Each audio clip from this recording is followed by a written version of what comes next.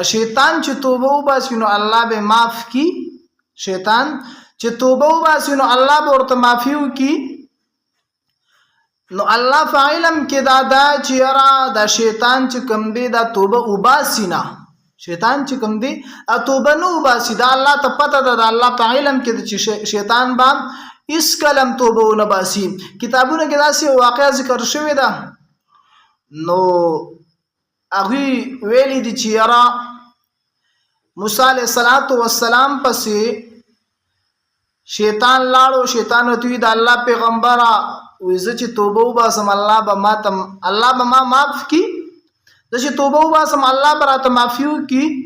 نو موسی علیه السلام الله ته ویل الله پاکه شیطان داسې ویلي چې زه توبه وباسم الله ما معاف کی. نو الله ورته وی زه به معاف کما، زه به څه کم معاف به کما. نو چې کله موسی علیه السلام رالی شیطان ته سوی چې الله به تاسو کې معاف پدې کی، الله به دې کی معاف پدې کی، کلم توبه وباسي الله به درته معافي وکي. نو بیا شیطان ورته وی چې را داسې نفل کما اولنی رکعت کې کم صورت وې ما دیم رکعت کې. نو چې موسی علیه السلام الله ته وی الله پاکه شیطان وی چې زه څنګه توبه وباسم، څنګه نفل کوم اولنی رکعت کې، څنګه دویم رکعت کې.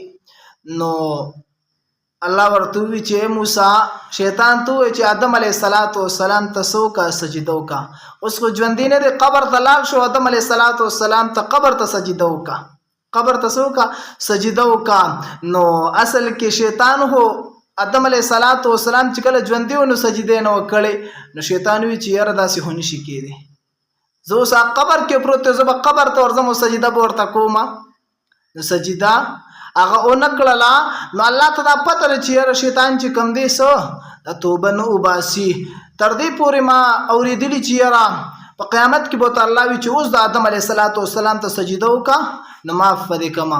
خو بیا هم لیکن شیطان هغه سجده نه کوي.